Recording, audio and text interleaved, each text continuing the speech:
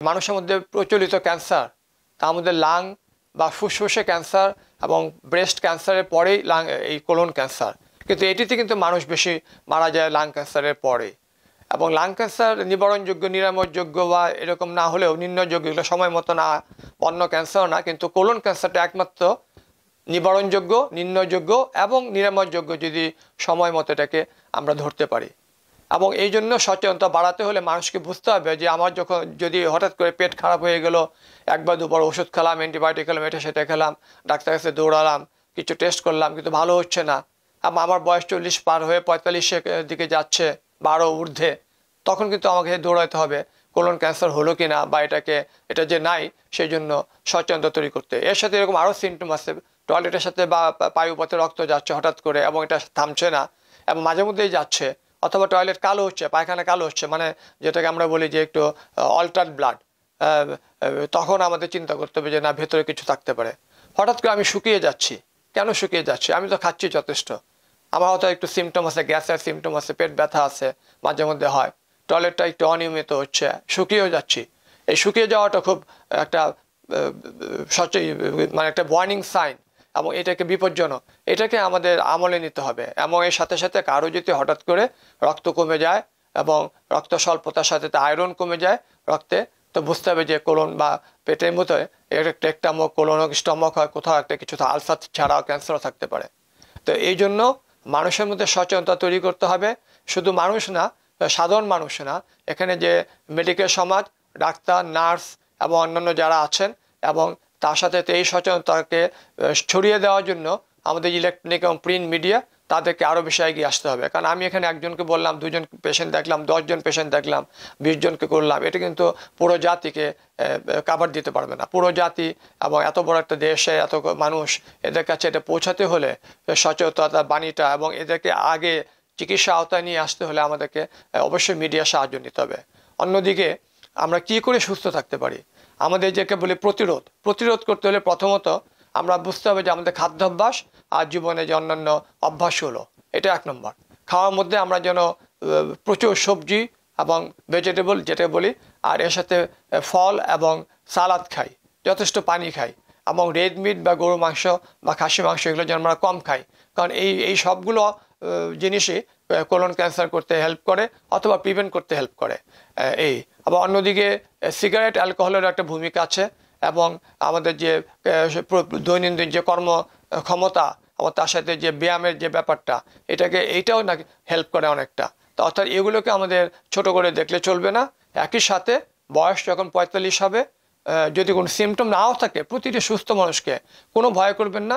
Colonoscopy, endoscopy এগুলো আজকালকার দিনে কোনো জেনারেল অ্যানেস্থেসিয়া দেওয়া হয় না। সাধারণ যে ঘুমের ওষুধ খাই আমরা, এরকম একটা কিছু ঘুমের ইঞ্জেকশন দিয়ে অ্যানেস্থেসিয়ার যে ডাক্তাররা থাকে, বিশেষজ্ঞরা আপনাকে অল্প সময়ের জন্য 5 মিনিট, 10 মিনিট, 15 মিনিট, 30 মিনিটের জন্য ঘুম পাড়িয়ে দেবে আপনি, এবং এটা পরীক্ষা শেষ হওয়ার সাথে সাথে আপনি উঠে যাবেন ইনশাল্লাহ, ভয়েরও কিছু নাই। এবং তবে হ্যাঁ, আপনাকে এমন একটা জায়গায় যেতে হবে যেখানে সব রকম আয়োজন আছে, বিশেষজ্ঞ আছে, এবং করার পরে যে কেয়ার, আফটার কেয়ার, সেটাও যেন নিশ্চিত থাকে। তো এই টেস্টের মাধ্যমে আমরা বলি 5 বছর থেকে 10 বছর পর পর টেস্টটা করতে হয়। খুব হাই রিস্ক যারা, তাদের 5 বছর পর পর অথবা আরও কম সময়ে, বিশেষ করে ফ্যামিলিতে যদি থাকে তাহলে তাদেরকে 40-এর আগে শুরু করতে হয় কোলন ক্যান্সার স্ক্রিনিং বলি আমরা। কোলন ক্যান্সার স্ক্রিনিং শুধু পায়খানার টেস্টের মাধ্যমে শুরু করা যায়, যে লুকানো রক্ত যাচ্ছে কিনা, বিশেষ এক ধরনের টেস্ট আছে যেটা বেশ সেন্সিটিভ বলি, মানে ভালোই একটা আইডিয়া দিতে পারে। But actual colon cancer screening টেস্টটা কোলোনোস্কোপি এবং কোলন ক্যান্সার বা যেটাকে কোলোরেক্টাল ক্যান্সারও বলতে পারি আমরা, পুরোটাই সেটা করতে হলে অবশ্যই আমাদেরকে কোলোনোস্কোপির মাধ্যমে এটাকে করতে হবে। কারণ কোলোনোস্কোপির মাধ্যমে শুধু দেখা যায় তা না, পলিপ যদি থাকে, পলিপ বা ছোট আঙ্গুরের মতো গোটাই পলিপগুলো কিন্তু বড় হয়ে 3, 4, 5 বছরে গিয়ে ক্যান্সার রূপান্তরিত হয়, এবং এইটা যেন আমরা খুঁজে বের করি, এবং যদি পাই তাহলে কোলোনোস্কোপির সময় যেন আমরা এটাকে অপসারণ করে ক্যান্সার ঝুঁকিমুক্ত হতে পারি। আর যদি কিছু না পাওয়া যায়, আবার 5 বছর পর পর করতে হবে। এখন যে আমাদের যে পলিসি আছে বা নীতিমালা পৃথিবীর, তাতে আমরা বলি যে 45 থেকে 75 পর্যন্ত বা 70 পর্যন্ত, বা এরপরে যে 85 পর্যন্ত যেটা, সেটা হলো বিশেষ ক্ষেত্রে করা যেত, যাতে হাই রিস্ক থাকে, তো এটা 85 পর্যন্ত টেনে নেওয়া যেতে পারে এই কোলন ক্যান্সার স্ক্রিনিং প্রোগ্রাম। আর চিকিৎসা সবই বাংলাদেশে আছে, এবং চিকিৎসার মেইন স্টেজ যেটা বললাম প্রথমে তো নিবারণ যেন নাই হয়, সেই জন্য আমাদের তাৎক্ষণিক একটা সচেতনতা তৈরি করে এবং রেগুলার একটা ফলো আপে থাকা, কমপক্ষে 5 বছর পর পর যাদের কোনো সিমটম না থাকে। আর সিমটম থাকলে আপনি বয়সে তোয়াক্কা করবেন না, দ্রুত যাবেন ডাক্তারদের কাছে। আর দ্বিতীয় হলো যে আপনার চিকিৎসার মেইনই হলো যে যদি আর্লি স্টেজে ধরা পড়ে পলিপের পরেও যে ক্যান্সার বলি, তাই সেটা অনেক সময় কোলোনোস্কোপির মাধ্যমেও অপারেশন করা যায়, কিন্তু বেশিরভাগ সময় এটা একটা সার্জারি লাগে। সার্জারিগুলো আজকে ল্যাপারোস্কোপির মাধ্যমে হয় এবং ওপেন করে হয়, রোবটের মাধ্যমে হয়। আমাদের দেশে প্রায় সবই চালু আছে, রোবটও প্রায় এসে যাচ্ছে এখন, কাজেই কিন্তু ল্যাপারোস্কোপি খুবই ভালো ফল দেয় এবং বেশ একটা কার্যকরী চিকিৎসা।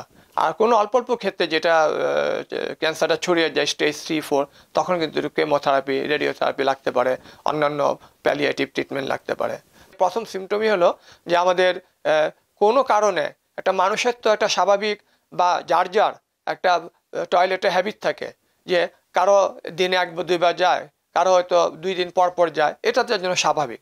কিন্তু যদি হঠাৎ ব্যত্যয় ঘটে এবং ওষুধপত্র খেয়েও যদি ভালো না হয়, হঠাৎ করে ডায়রিয়া শুরু হয়ে গেলো আর থামে না, ডিসেন্ট্রি শুরু হয়ে গেলো আর থামে না, ওষুধ খেয়েও থামে না, অথবা এমন কনস্টিপেশন যে 2 দিন 3 দিন তারপর বাথরুম হচ্ছে না, এটা হলো একটা। তাহলে একটা হলো আমরা বলি চেঞ্জ ইন বাউল হ্যাবিট, অথবা যদি একটু পায়খানার যে হ্যাবিট সেটা কোনো পরিবর্তন আসে এবং বেশ একটু সময় নিয়ে পরিবর্তন আসে। আর দ্বিতীয় হলো যে পায়খানার সাথে রক্ত যাওয়া। রক্ত যাওয়ারও বলেছে এটা তাজা রক্ত যেতে পারে, বাট কালো পায়খানা হলে অবশ্যই এটা আরও বেশি গুরুত্বপূর্ণ। দুটোতেই আমাদেরকে সতর্ক হতে হবে, যেটা শুধু পাইলস বলে এড়িয়ে গেলে চলবে, মানে উড়িয়ে দিলে চলবে না।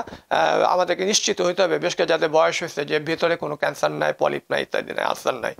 আর থার্ড সিমটমটা হলো যে হঠাৎ করে ওজন কমে যাচ্ছে, আমার কোনো জ্বর নাই, আমার কাশি নাই, আমার অন্যান্য কোনো সিমটম নাই, তখন আমরা অন্ত্রনালীর ভিতরে কোনো পলিপ, ক্যান্সার বা কিছু আছে কিনা সেটা খুঁজে পাওয়ার জন্য আমাদের কোলন ক্যান্সার স্ক্রিনিং করতে হয়।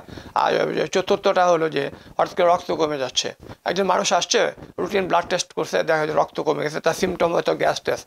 আর যেটাকে আমরা পঞ্চম সিমটম, এটাই দেশে খুব কমন, এখানে এসে আমরা অনেকে একটু বিপদে পড়ে যাই। গ্যাস এই দেশে কমন সমস্যা, পেটে অ্যাসিডিটি, গ্যাস, পেট ফেপে যাওয়া, ফুলে যাওয়া, বুক জ্বালা পড়া, এগুলো কিন্তু মূলত পাকস্থলী সমস্যার বা অ্যাসিডিটির সমস্যার একটা উপসর্গ হিসাবে ধরা হয়। কিন্তু কখনো কখনো এটা যদি দীর্ঘদিন চলে এবং ওষুধ খাচ্ছি এবং শুকিয়ে যাচ্ছে বা অন্যান্য সিমটম আসে, তাহলে অবশ্যই কোলন ক্যান্সারটাকে সামনে নিয়ে আসতে হবে। তাই এই 5টা সিমটম আমাদের মনে রেখে সবসময় চলতে হবে।